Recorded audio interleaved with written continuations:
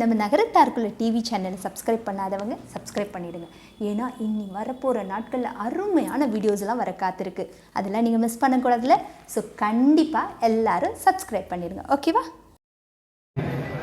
முதல்ல இங்கே ஒரு டோக்கன் கொடுத்துருப்பாங்க.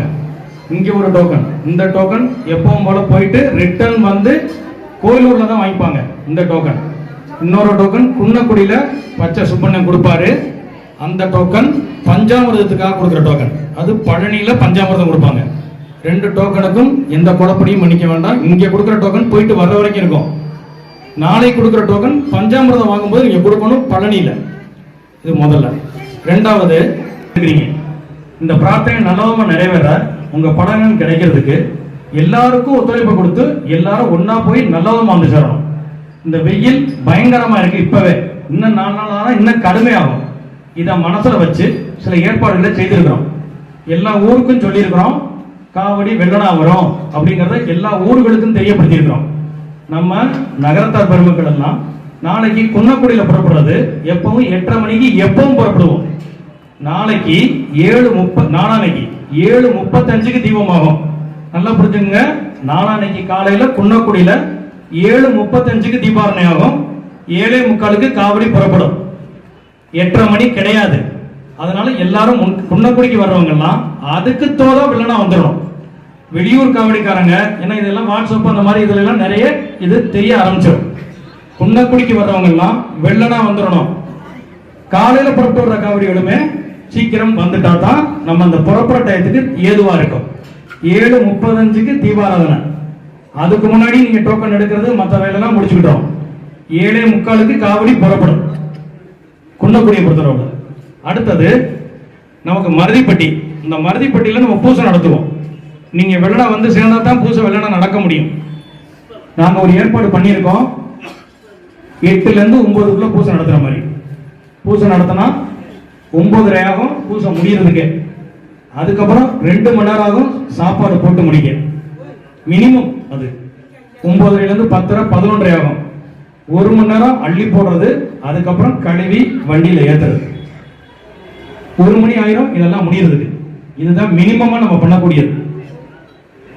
நம்மளோட காவடிக்கு நிவேத்தியம் உங்களோட காவடியில ஒன்னொன்னையும் பழனியாண்டவர் வர்றாரு. இந்த காவடியோட மகத்துவம் என்னங்கிறத நான் சொல்லியிருக்கிறேன் 2 நாளைக்கு முன்னாடி.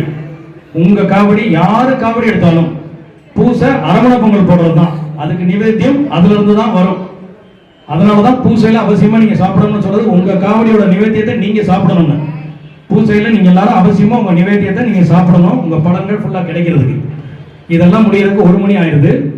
1 மணிக்கு பிறகு ஐயா காலத்துல எப்படி இருந்துச்சுன்னா புறப்படுவோம், ஊரு போய் சேருவோம், பூசை முடிப்போம். பூசை முடிஞ்ச உடனே எல்லாத்தையும் அள்ளி கட்டிட்டு உடனே புறப்படுவோம்.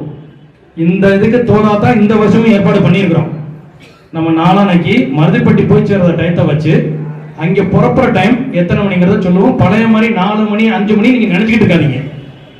கேரண்டியா 4-5 மணி கிடையாது. நம்ம அதுக்கு முன்னாடி கண்டிப்பா நம்ம புறப்படுவோம். அதனால யாரும் தனியா போய் படுத்துற வேண்டாம். எல்லாரும் ஒண்ணு சேர்ந்தோ இல்ல குரூப்பாவோ படுத்துருங்க. பெரும்பகுதி டைமிங் 1 மணிலேருந்து 2 மணிக்குள்ள இருக்கும். நல்லா கேட்டுக்குங்க. 1 மணிலேருந்து 2 மணிக்குள்ள நம்ம புறப்புற டைமிங் மருதிப்பட்டியில இருக்கும்.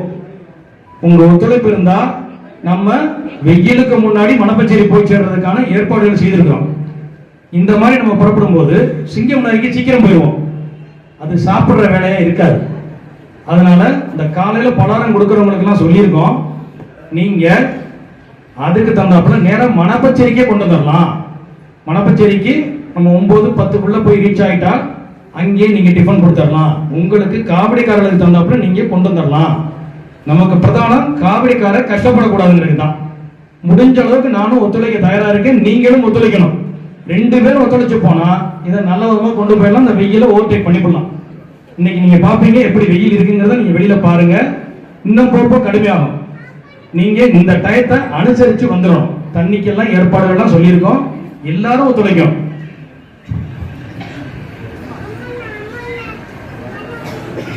பகல்ல மேக்ஸிமம் ரெஸ்ட் கொடுக்கறதுக்கு ரெடி பண்ணியிருக்கோம். தயவு செய்து தூங்கிருங்க. பகல்ல ரெஸ்ட் எடுத்துருங்க. எடுக்கல ராத்திரியெல்லாம் நீங்க நடக்கும்போது சிரமப்பட வேண்டியிருக்கும். அடுத்தது கவர்மெண்ட்ல 10 மணிக்கு மேல நடக்கக்கூடாதுன்னு பல ரெஸ்ட்ரிக்ஷன்ஸ் இருக்கு. இதெல்லாம் நாங்க பேசியிருக்கிறோம். அதுக்கு தகுந்தாப்ப சில நடவடிக்கைகள் இருக்கும்.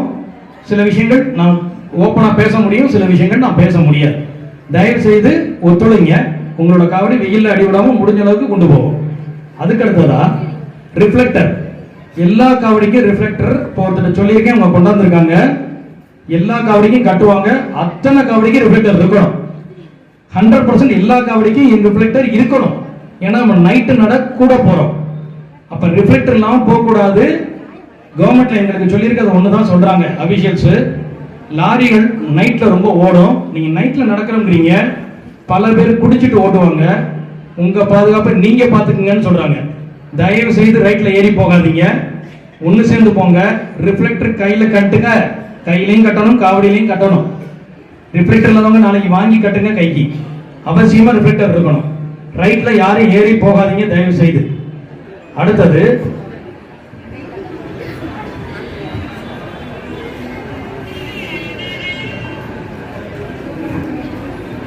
டிராபிக் போலீஸ் எல்லாத்துக்குமே சொல்லியிருக்கோம். அவங்களும் நிறைய ரெகுலேட் பண்றேன்னு சொல்லியிருக்காங்க. நீங்க எக்காரணம் கொண்டு ரோட்ல ரைட் சைடு கோடுக்கு மேல போக கூடாதுங்கறத எங்களுக்கு அறிவுறுத்திருக்காங்க. நீங்க அதை கட்டுப்பாட்டோட நடக்கணும். டார்ச் லைட் கொடுப்பாங்க. இந்த டார்ச் லைட் ரொம்ப பேர் என்ன பண்ணிடுறாங்க, வீட்டுக்கு கொடுத்து விட்டுறாங்க. டார்ச் லைட் உங்க உபயோகத்துக்கு தான். இப்ப நைட்டு நட அதிகமாகிறதுனால நீங்க அவசியமா எல்லாருமே ஒரு டார்ச் லைட் வச்சுக்குங்க உங்களோட பவுச்சில்.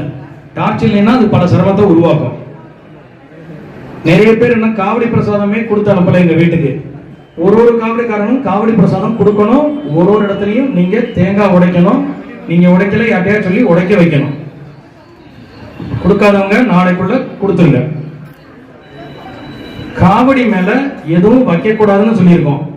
காவடிக்கு கொடுக்க கூடாதுன்னு சொல்லல. காவடிக்காரங்களுக்கு எதுவும் கொடுக்க கூடாதுன்னு சொல்லல. காவடி மேல வைக்க கூடாது. அதுக்கான காரணமும் சொல்லியிருக்கேன். பல பேர்கிட்ட எறும்பு வந்து ரொம்ப சிரமப்படுறாங்க. நீங்க காவடி மேல வைக்காதீங்க. காவடிக்காரங்களுக்கு நல்லா வேண்டியதை கொடுங்க.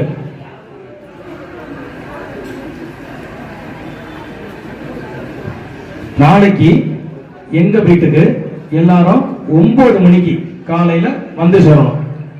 நீங்க வந்ததுக்கு அப்புறம் தான் நம்ம புறப்படுற சமாதிக்கு புறப்படுறது ரெடி பண்ணி ஆண்டி அழைச்சு வந்து பூசை நடத்தி நம்ம புறப்பட, அதுக்கப்புறம் தான் புறப்படுற ஏற்பாடு பண்ண முடியும்.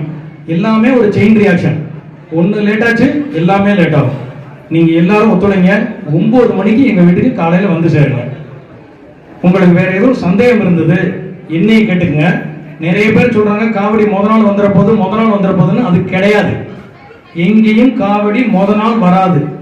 எங்கேயும் காவடி டேட்டு மாறி வராது. நம்மளோட பழைய வழக்க வழக்கங்கள் அப்படியே தொடரும். நேரம் தான் முன்னே இருக்குமே ஒழிய டேட்டு மாறாது. திண்டுக்கல்ல எனக்கு நிறைய போன் பண்றாங்க, முத நாள் வந்துருவீங்களான்னு. முத நாள் இல்ல, எல்லாமே வழக்கப்படி நடக்கும். நேரம் மட்டும் கொஞ்சம் முன்னாடி நடக்கும். நீங்க உங்களுக்கு எதுவும் சந்தேகங்கள் இருந்தது என்னைய கேட்டுங்க. தயவு செய்து வதந்திகளை பரப்பாதீங்க. ரொம்ப பேர் புரியாம பேசுறாங்க. தெரிஞ்சவங்க நான் கிளியரா இப்ப உங்களுக்கு இன்ஸ்ட்ரக்ஷன் கொடுத்துருக்கேன். குன்னக்குடியில ப்ராப்பர் டைமிங் சொல்லியிருக்கேன். நீங்க எல்லாரும் அதுக்கு தகுந்தாப்புல வந்துருங்க. மற்றது எதா இருந்தாலும் பழனியாண்டவர் பார்த்துக்கார். உங்களோட பலன்கள் பிரார்த்தனைகள் உங்களோட நிறைய பழனியாண்டவருக்கு நிறைய பேர் தர்மம் செய்யறாங்க. காவடிக்கு ஏகப்பட்ட பேர் கொடுக்குறாங்க. தர்மங்கள் நிறைய செஞ்சுதான் அந்த பழனி பாத யாத்திரை நடக்குது.